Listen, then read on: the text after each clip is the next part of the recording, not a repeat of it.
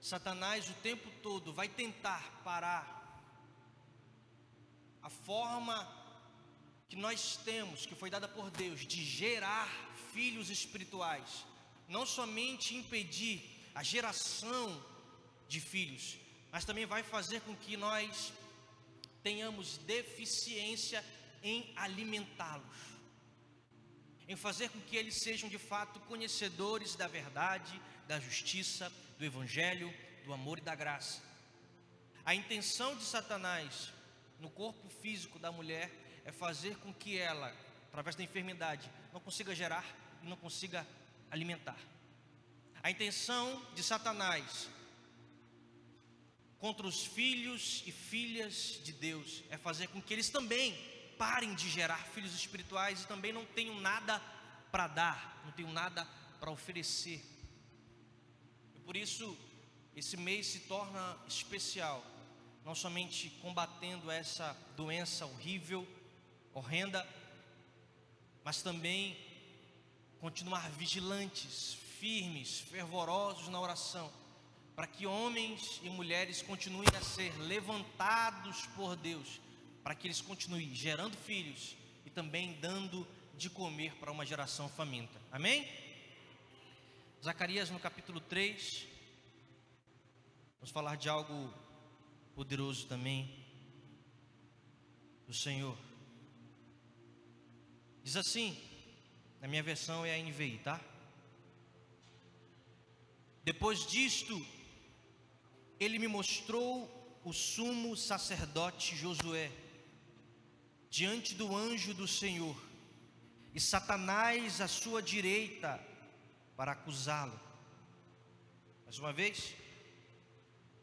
Depois disto, ele me mostrou o sumo sacerdote Josué diante do anjo do Senhor, e Satanás à sua direita para acusá-lo. Em algumas versões está assim, para se lhe opor.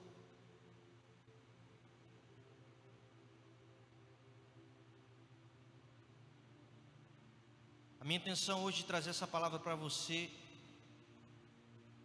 não é de forma nenhuma afrontá-lo, mas causar confronto. Pois todas as vezes que nós somos confrontados, nós somos pegos pelo desconforto. Quando nos sentimos desconfortáveis com algo, sentimos a necessidade de mudar. E quando mudamos, nós melhoramos, evoluímos. Então sinta-se à vontade para ser confrontado, assim como eu fui. Interessante que quando Deus, na sua palavra, Ele nos confronta, Ele nos fere, mas Ele não nos fere com a intenção de nos machucar. Ele nos fere com a intenção de abrir uma ferida, tirar aquilo que não serve, mas deixar uma cicatriz, para que possamos lembrar que Ele nos sarou. Amém? A Bíblia não relata como foi essa visão de Zacarias, se foi através de um sonho, se foi através de fato de uma experiência visionária. A Bíblia só diz que ele viu. Ele viu quem? Ele viu o sumo sacerdote Josué e viu também Satanás para se opor, para acusar contra. Agora, contra o quê? Para isso eu preciso contextualizar você de que se trata essa visão, em que momento Zacarias está vivendo. O profeta Zacarias e o profeta Ageu foram levantados por Deus para ajudar em uma reconstrução. Diga comigo, reconstrução. Está fraco? Reconstrução. Amém? E nesse contexto de reconstrução também, um outro homem conhecido também por vocês foi levantado para isso, chamado Neemias. Enquanto Ageu e Zacarias estabeleciam e eram responsáveis pelo trabalho profético, Neemias fazia aqui um trabalho meio que apostólico, convidando, incentivando as pessoas para essa reconstrução. A reconstrução aqui se trata das muralhas de Jerusalém e também do templo de Jerusalém, da casa do Senhor, casa essa que foi destruída.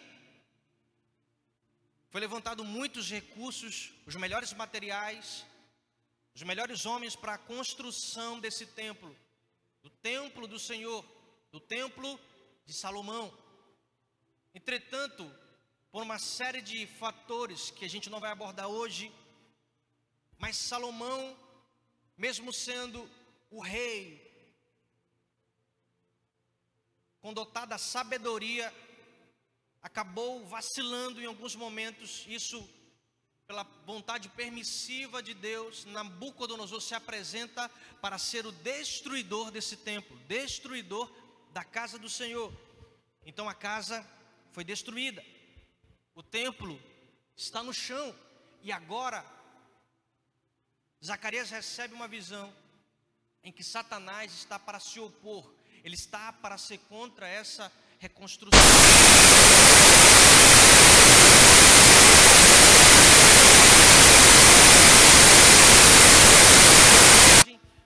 Eu daria para o nome, para essa mensagem, de nós somos uma casa em restauração, onde também o próprio Satanás está contra, está pronto para nos acusar, está pronto para apontar as mazelas da nossa vida, para que a reconstrução, a restauração que é feita todos os dias seja impedida. Então Zacarias tem essa visão profética, espiritual, sobrenatural, e Ageu também tem uma intenção. Enquanto Zacarias tem a visão, Deus levanta Ageu para profetizar, porque as pessoas estavam com medo. Tudo que aconteceu causou pavor, medo, desânimo. Então muitos homens e mulheres que eram anciãos daquela época, estavam desmotivados para aquela restauração, Arthur. Eles não queriam mais saber de reconstruir o templo, muito menos as muralhas que defendiam o entorno de Israel, o entorno de Jerusalém. E então, Ageu, com a intenção de motivar, de profetizar sobre os corações daquelas pessoas, ele sobe ao pé do monte e diz que a glória da segunda casa vai ser maior do que a da primeira. Em outras versões, a glória da última casa vai ser maior do que a da primeira. Eu não sei se você se fez essa pergunta alguma vez na sua vida, mas o porquê que a glória da segunda vai ser maior? Há uma resposta espiritual profética para isso.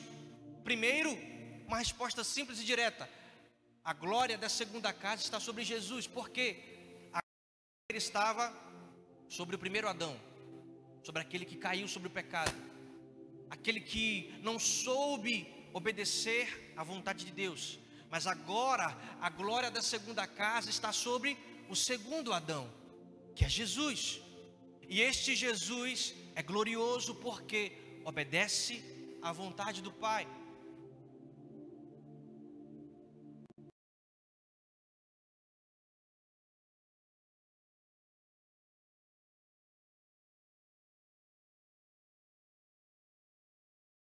Ter acesso a essa ciência de que a glória da segunda é maior. Por quê? Então eu te convido a viajar um pouquinho no tempo comigo para entender um comportamento profético, um comportamento espiritual que Deus tinha quando Ele rejeitava o primeiro.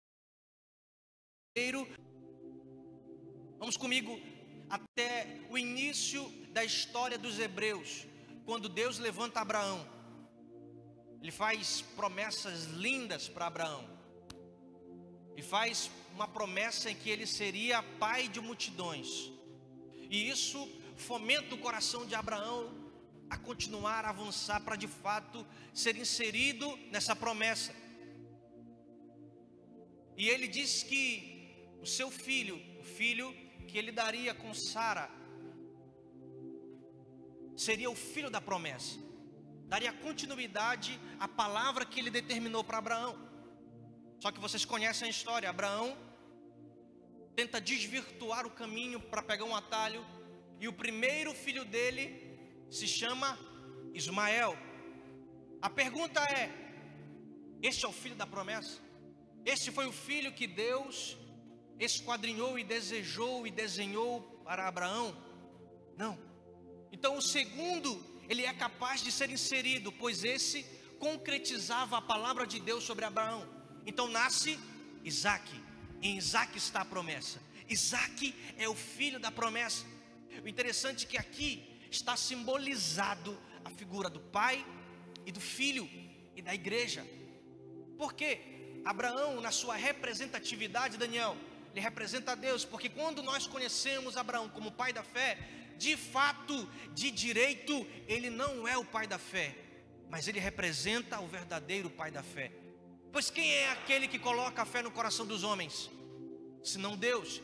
Então, por Deus ser o pai da fé, entende-se que Abraão, por ser um homem de Deus, representando o Deus da terra, também representa o pai da fé. E por Abraão representar Deus, logo, por consequência, Jesus representa, Isaque representa Jesus. Pois quando Abraão está subindo ao monte para sacrificar o seu filho, está representando toda a trajetória de Jesus. A subida ao Calvário para ser sacrificado, entretanto, Deus não permite. E quando Deus não permite que Abraão sacrificasse seu filho, eu penso que esse momento está simbolizando as palavras de Deus, dizendo: não, Abraão, tu não vais sacrificar o teu filho, pois o pai que vai ter que entregar o seu filho para a morte por amor, serei eu. Então, nas palavras de Deus, Abraão, não mate. Há um propósito lindo para ser concretizado lá na frente.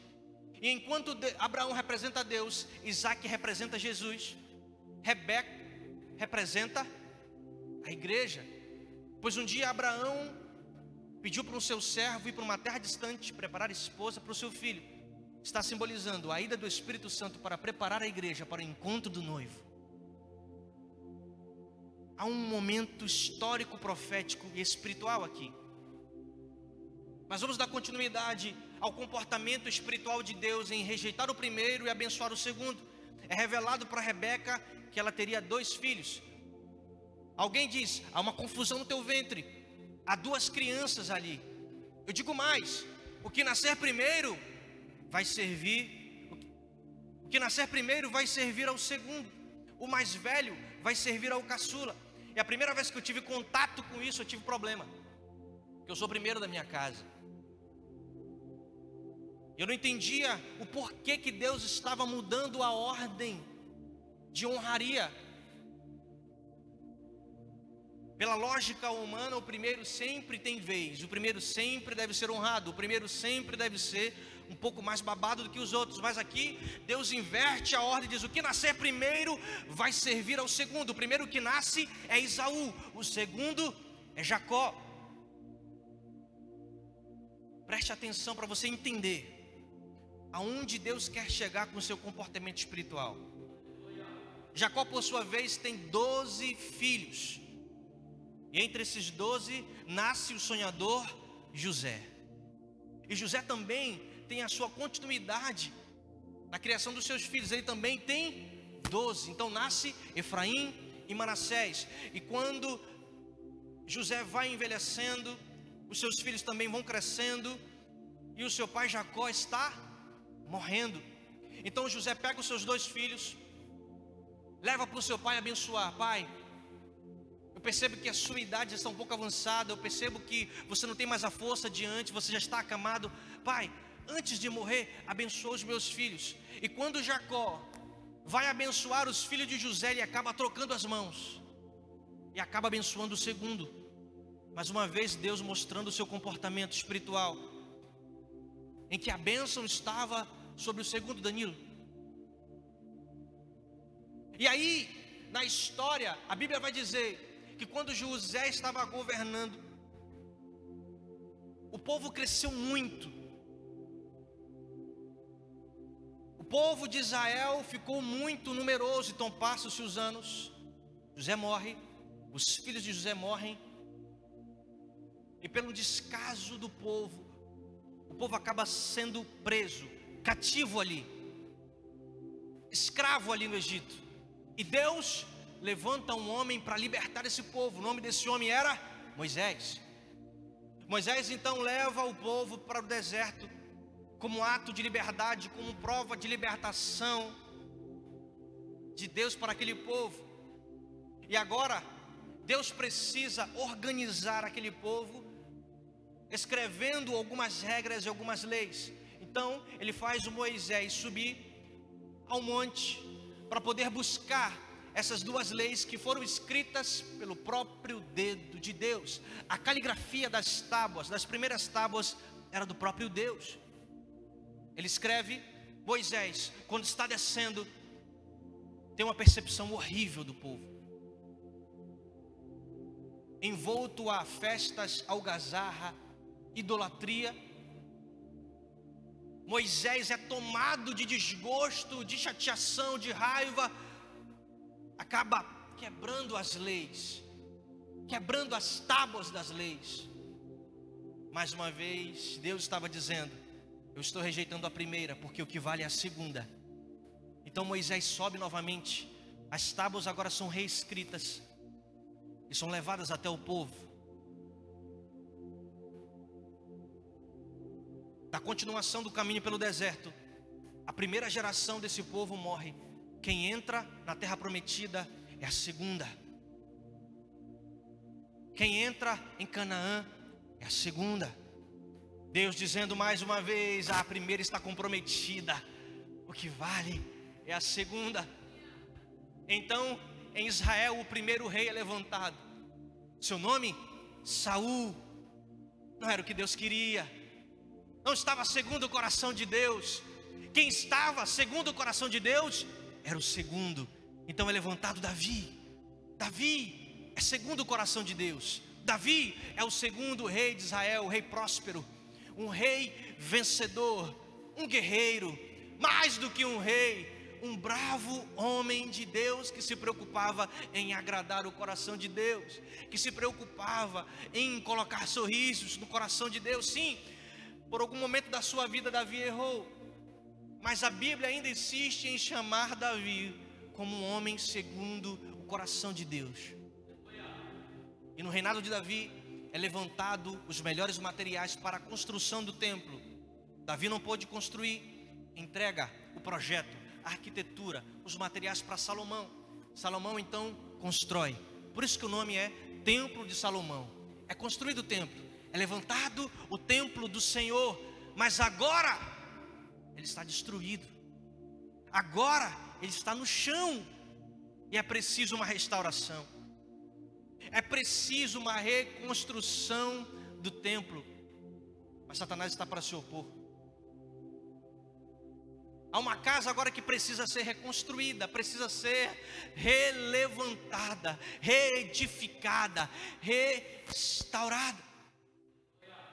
A casa do Senhor precisa mais uma vez ser erguida, não como antes, porque a glória que estava sobre a primeira casa era sobre aquilo que podia se ver. O que se podia ver? Os melhores materiais, as melhores coisas que causavam um brilho aos olhos estavam sobre aquele templo, estavam sobre aquela casa. E quando Ageu profetiza que a glória da segunda casa será maior, é porque há uma diferenciação naquela casa. Na segunda casa, no segundo templo, já não foi recolhido muito ouro, já não foi recolhido a melhor madeira, já não foi recolhido os materiais os mais preciosos que podiam se achar, porque aquela casa, o que fazia com que ela tivesse a glória maior, não era o que se podia ver. Por isso que quem está sobre a glória da primeira casa valoriza o dinheiro, valoriza os bens, valoriza a beleza, valoriza aquilo que se pode ver e achar com os olhos. Mas quem está sobre a glória da segunda casa já não valoriza o que se pode ver, mas o que se pode obedecer, porque a glória da segunda casa ela só é maior porque ela está sob a palavra. Há uma palavra que orienta, há uma palavra que dá ressignificado para as pessoas, há uma palavra que dá um novo propósito, Arthur, há uma palavra que determina a glória daquela casa. Os valores são outros, os princípios são outros. Quando eu falei no início da mensagem que a glória da primeira casa está sobre o Adão, é porque Adão não agiu de forma suficiente para obedecer a palavra. Deus olhou para ele e disse: Adão, de todas as frutas comerás, menos daquela. Ele não obedeceu, comeu e morreu. E isso diz para mim e para você que tudo aquilo que eu como, que não foi Deus que me deu ou que me autorizou a comer, eu morro, não somente fisicamente, mas espiritualmente. Adão foi feito para viver e viver eternamente, mas desobedeceu e morreu. Agora a glória da segunda casa, que está fundamentada em Cristo Jesus, o segundo Adão, que já foi enviado para morrer, mas mesmo assim obedeceu, e por sua obediência hoje vive, e vive para todo sempre.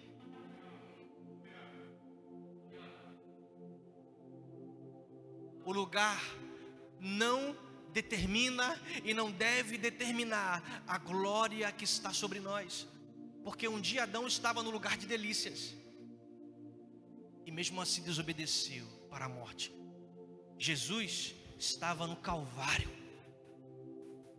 no lugar onde ali só havia dor e sofrimento, e mesmo assim obedeceu a palavra.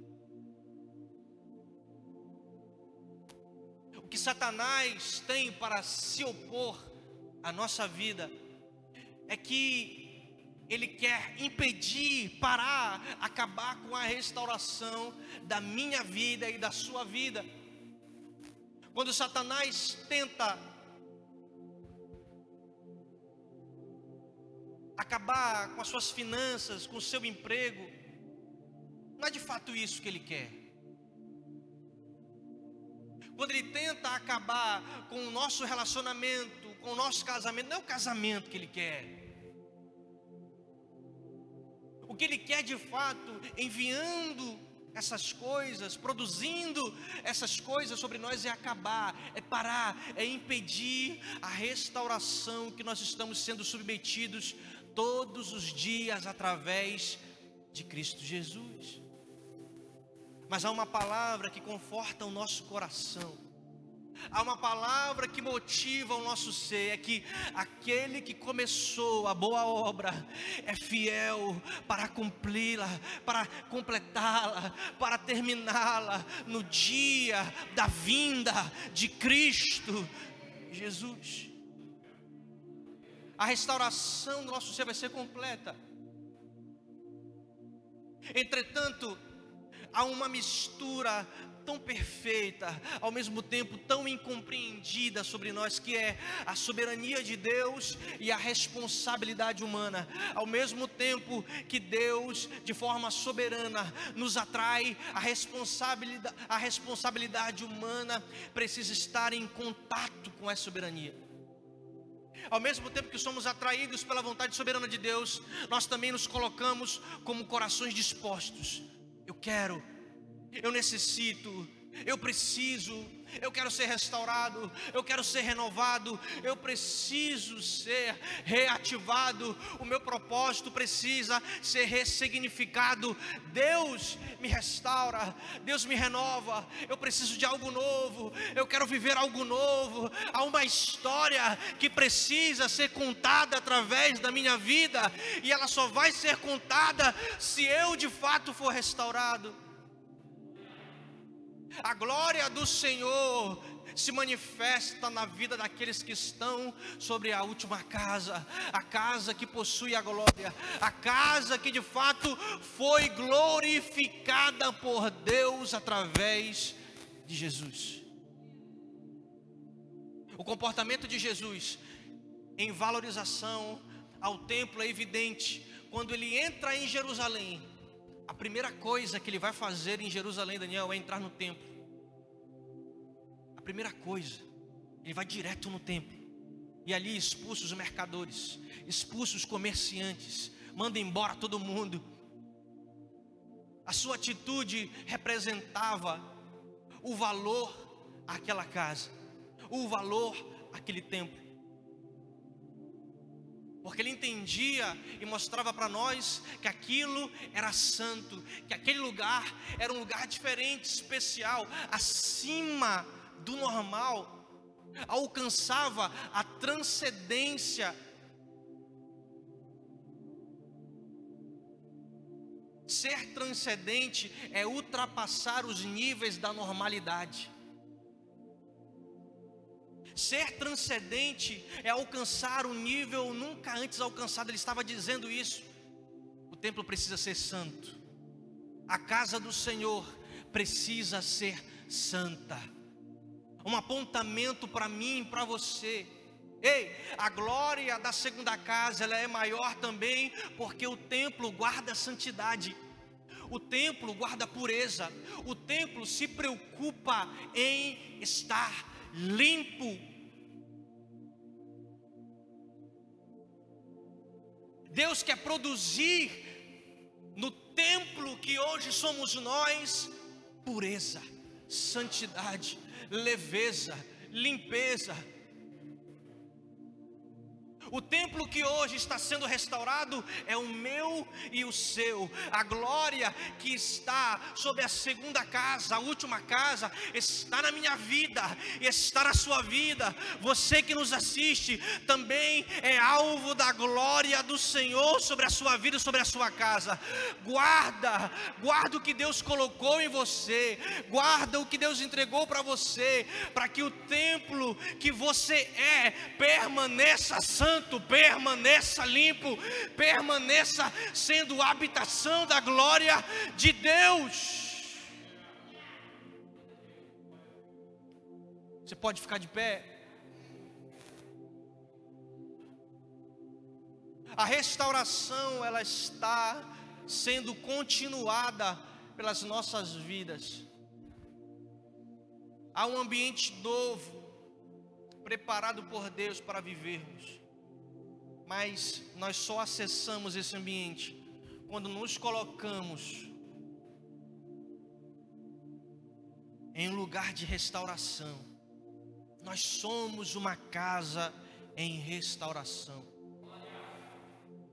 Satanás pode tentar nos acusar, fazendo-nos lembrar dos nossos erros, das nossas culpas, das nossas falhas. O instrumento de Satanás é sempre o passado, mas o instrumento de Deus é o futuro. Todas as vezes que Satanás tentar usar o nosso passado para nos acusar, em nome de Jesus, vamos lembrar do futuro dele, que é debaixo dos nossos pés, é sendo esmagado pelo Rei dos Reis e o Senhor dos Senhores. A restauração que Deus nos promete em Cristo Jesus eleva os nossos olhos para um futuro glorioso, assim como a casa que Ele levantou pela profecia de Ageu. Oh Senhor, como nós queremos acessar todos os dias a glória que o Senhor despejou e derramou sobre o teu templo. Nós queremos, Senhor, queremos viver, como diz a tua palavra, de glória em glória, de glória em glória, sendo cheios do teu Espírito Santo, guardando a santidade que o Senhor nos garante. guardando, Senhor Deus, a palavra que o Senhor nos deu para ser cumprida por nós.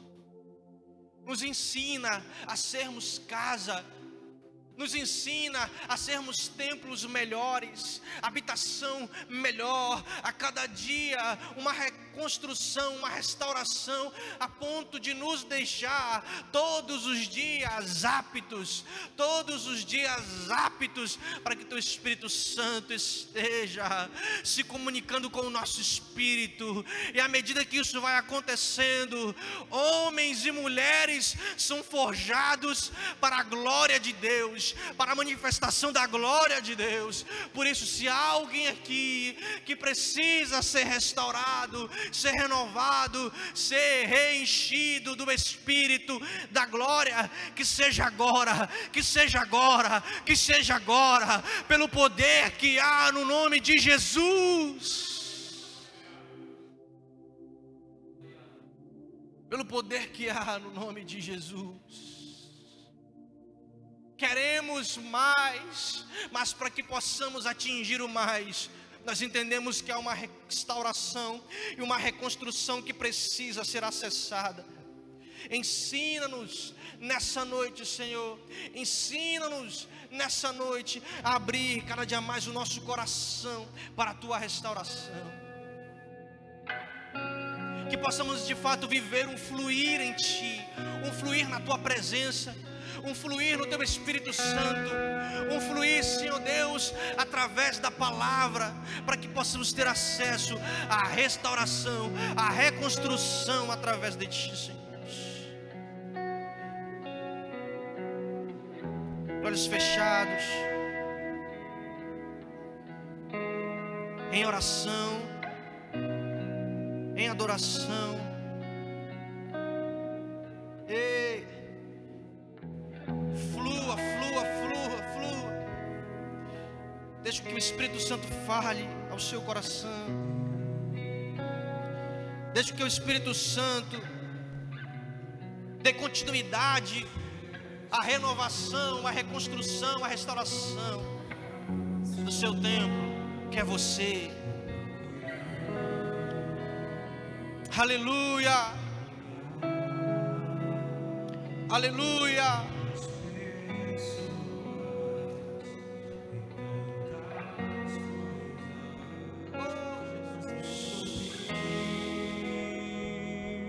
Teu rio em mim e transbordei do Teu amor, sinto fluir. Teu rio de vida,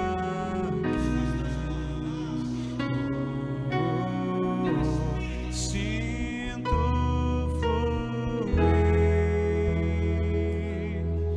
Teu rio de vida aqui.